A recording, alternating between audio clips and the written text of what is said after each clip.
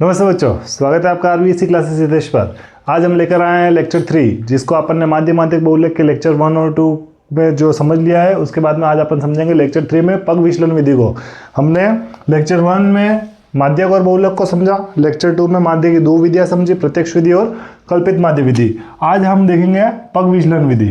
माध्य की तीसरी विधि है और आखिरी विधि है पग विचलन विधि। पग विचलन विधि भी पूरी उसी तरीके से करेंगे जैसे आपने 2 लेक्चरों में समझी है। देखेंगे सबसे पहले कि इसका उदाहरण से एक प्रश्न को। ठीक है, शुरू करते हैं। एक है यहाँ पे वर्ग अंतराल और ये यहाँ पे दे रखी है अपन को कुछ संख्या। वर्ग अंतराल में मैं लिख लेता हूँ जैसे 0 से 20, 20 से 40, 40 से 60, 40 से 60, फिर उसके बाद में 60 से 80, 60 से 80, फिर 60 से 80 के बाद में 80 से 100। यहाँ पे मैं आखिरी एक अंतराल लेता हूँ 100 तक का। ठीक है, यहाँ पे कुछ संख्या भी दे रखी है, जैसे यहाँ मैं लिख लेता हूँ 4, फिर 6, उसके बाद में 8, 4, 6, 8, 5 और 3। यहाँ पे मैंने कुछ संख्या लिख ली है। अब इसके बाद में अब अपन को क्या ज्ञात करना है, इसका पग विचलन विधि से माध्य ज्ञात करना है। पग विचलन विधि, पग विचलन विधि से माध्य ज्ञात करना है। ठीक है, सबसे पहले देखेंगे पग विचलन विधि का सूत्र। तो पग विचलन विधि का क्या सूत्र होता है, देखिएगा, a plus summation F I D I तो कल्पित माध्य में होता है, अपने F I you I upon summation F I bracket में आ जाएगा और इंटू में आ जाएगा यहाँ पे h। ये है अपने पग विचलन विधि। अब हम देखेंगे पग विचलन विधि में हमें क्या क्या ज्ञात करना है। एक तो एफ आई तो हमारे पास है ही है, ए ज्ञात करना है। ए ज्ञात करने के लिए आपने लेक्चर 2 में समझा होगा कि कल्पित माध्य विधि में हम ए कैसे ज्ञात करते हैं। ए ज्ञात करने के लिए हमारे पास पहले होना चाहिए एक्सआई, तो एक्सआई हम बना देते हैं। एक्सआई बनाने के लिए क्या करना पड़ता है, हमें वर्ग अंतराल के दोनों भागों को जोड़कर, दोनों संख्याओं को जोड़कर उसका आधा करना, या फिर संख्या में 2 का भाग देना। उससे क्या ज्ञात हो जाएगा, हमें एक्सआई ज्ञात हो जाएगा। अब एक्सआई कैसे ज्ञात करेंगे, 0 में 20 जोड़ा तो 0 प्लस 20, 20 ही आएगा, और 20 का आधा किया तो 10 आ गया। 0 प्लस 20, 20 का आधा किया तो 10, फिर 20 और 40 को प्लस किया तो आया 60, 60 का आधा आ गया यहाँ पे 30, या फिर 60 में आप 2 का भाग देंगे तो भी कितना ही आएगा, 30 ही आएगा। फिर अगर देखें आगे और, तो 40 और 60 को प्लस किया तो कितना आ गया, 100, 100 का आधा किया तो कितना आ गया यहाँ पे 50, 60 और 80 को प्लस किया तो कितना आ गया 140, 140 का आधा कितना आ जाएगा 70।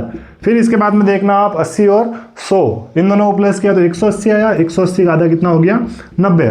अब मैंने आपको बताया था कि एक्सआई में से जब ए को फाइंड करना होता है तब ए को कैसे फाइंड करते हैं। यहाँ पे इन सबको काउंट कर लो, कितने, 1 2 3 4 5, 5, तो 5 में 2 का भाग दिया है, फिर 5 का आधा किया, 5 का आधा किया तो कितना है 2.5। अब यहाँ पे 2.5 वाली संख्या तो अपन नहीं निकाल सकते हैं, तो 2.5 में थोड़ा सा आधा बढ़ा देना, कितना, आधा बढ़ा देना, तो कितना आ जाएगा 3।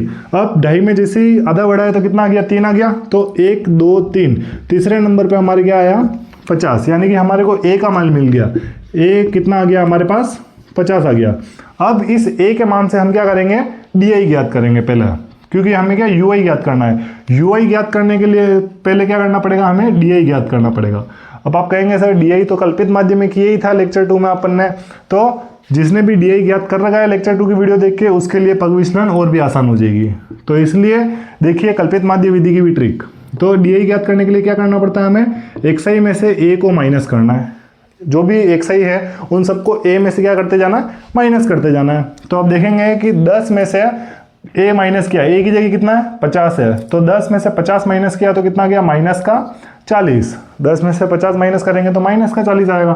फिर 30 में से 50 माइनस किया तो 30 में से 50 माइनस किए तो यहाँ पे आ गए 20, वो भी माइनस के। फिर देखेंगे 50 में से 50 माइनस किए तो 50 में से 50 माइनस करेंगे तो कितना आ जाएगा 0।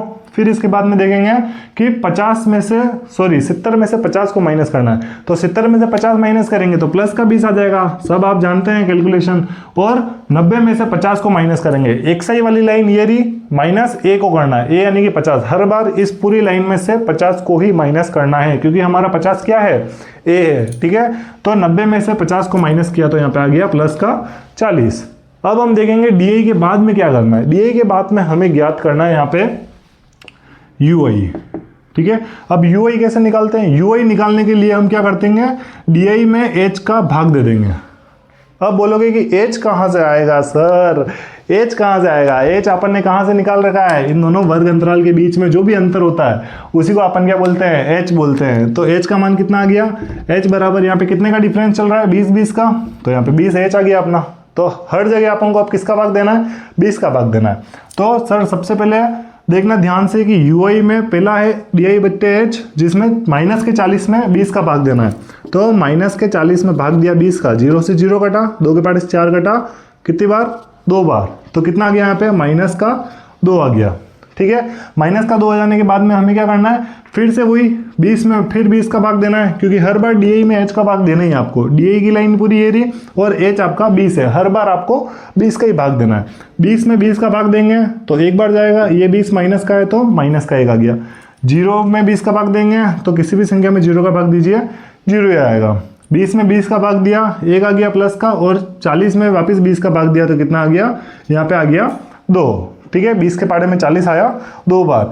जैसे ही आपने ui निकाल दिया, ये ui फाइंड करने के बाद में आपको एक लास्ट चीज और करनी है, fi ui निकाल देना है। ठीक है, fi ui आपने जैसे निकाल दिया और आपके ये चैप्टर यहाँ पे क्लियर होने तक आ जाएगा। ठीक है, ये क्वेश्चन समाप्ति पर आ जाएगा।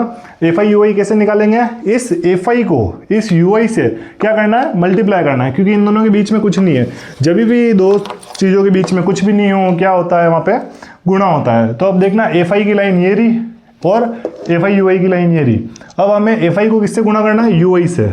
तो 4 को 2 से गुणा किया तो 4 2 जा, 4 को 2 से गुणा किया तो 4 2 जा 8, और माइनस का माइनस। फिर देखेंगे 6 को करना है 1 से, तो 6 1 जा 6, और माइनस का माइनस। फिर 8 को करना है 0 से, तो 8 को 0 से किया तो 8 को 0 से किया तो 0, और 5 को किया 1 से तो 5 1 जा 5, और 3 को किया 2 से तो 3 2 जा 6। यहाँ पे जैसे ही हो जाएगा आपका आधा काम हो गया आपका विचलन विधि का। अब अपन क्या करेंगे? इस फॉर्मूले में सब मान रख के इसे शुरू कर देंगे चालू करना। लेकिन देखिएगा यहाँ पे अपन ने अभी तक fi और ये समेशन वाले मान नहीं निकाले हैं। ठीक है, अपना a आया था 50 और h आया था यहाँ पे 20। अब अपन ने समेशन वाले मान नहीं निकाले, समेशन वाले मान निकाल लेते हैं। समेशन fi की वैल्यू क्या आ जाएगी? सबको प्लस कर देते हैं। 4 और 6 10, 10 और 8 18, 18 और ये 8 कितने हो गए? 18 और 8 26 हो गए। यानी कि समेशन fi की वैल्यू कितनी आ गई? 26। फिर अपन को किसकी वैल्यू चाहिए? fi ui की टोटल चाहिए। चलो निकाल देते हैं अभी समेशन fi ui। ठीक है, समेशन fi ui कैसे निकलता है? माइनस माइनस वालों को पहले प्लस करना है, बोल दिया माइनस माइनस प्लस होता है और साइन आ जाता है माइनस का। 8 और 6 प्लस किया तो 8 6 14, साइन आया माइनस का, और प्लस प्लस वालों को प्लस किया और साइन आया प्लस का। तो 5 और 6 प्लस किया तो कितना आ गया? 11। फिर प्लस माइनस क्या हो जाएगा? प्लस माइनस सर माइनस होता है, और साइन किसका लगता है? बड़ी संख्या का। बड़ी संख्या क्या है यहाँ पे? माइनस की है तो माइनस का साइन आएगा, और 14 में से 11 गए तो सर यहाँ पे बचा 3। यहाँ पे लिखेंगे अब 3, और यही सारे मान अपन किस में रखेंगे? अपने सूत्र में रखेंगे। ध्यान से देखिएगा आप, a की वैल्यू कितनी आई है अपनी? a की वैल्यू आ गई है 50 प्लस, फिर summation fi ui, summation fi ui की वैल्यू कितनी है? माइनस का 3 बट्टे में fi की वैल्यू कितनी है? 26 इंटू h कितना है अपने पास? h है यहाँ पे 20। बस अब क्या करना है? अब अपन को अपनी कैलकुलेशन शुरू कर देनी है। सबसे पहले यहाँ पे क्या करना है कि आपको यहाँ पे देखो 20 और 26 दोनों एक ही टेबल से कट रहे हैं, तो काट देना है आपको। ठीक है, तो देखो 2 के पार्ट से ये कटा कितनी बार? 13 बार, और 2 के पार्ट से ये कटा 10 बार। ठीक है, अब अपन क्या करेंगे? इसमें और प्रक्रिया आगे बढ़ेंगे। देखिएगा आप 50 प्लस ब्रैकेट में क्या गया? 3 को 10 से गुणा कर देंगे, कितना आ जाएगा? 10 3 30। साइन माइनस का चल रहा है तो माइनस लगा दिया, अपॉन में कितना बचा यहाँ पे? 13। क्लियर है? अब क्या करेंगे? अब डिवाइड शुरू कर देंगे अपन। किसका किस में डिवाइड करेंगे? देखिएगा आप यहाँ पे प्लस और ब्रैकेट में अब इनका डिवाइड कितना आता है? डिवाइड किस में आएगा? माइनस में आएगा, क्योंकि माइनस चल रहा है। तो अब 30 में क्या करेंगे अपन? 13 का डिवाइड कर देंगे, यानी कि 30 में 13 का भाग दे देंगे। तो अब देखना कितनी बार जाएगा? 2 बार आया 26, कितना बचा? 4 बचा। 30 में से 26 गए तो 4 बचा। फिर जा नहीं रहा है, पॉइंट लगाया, कितना आ गया?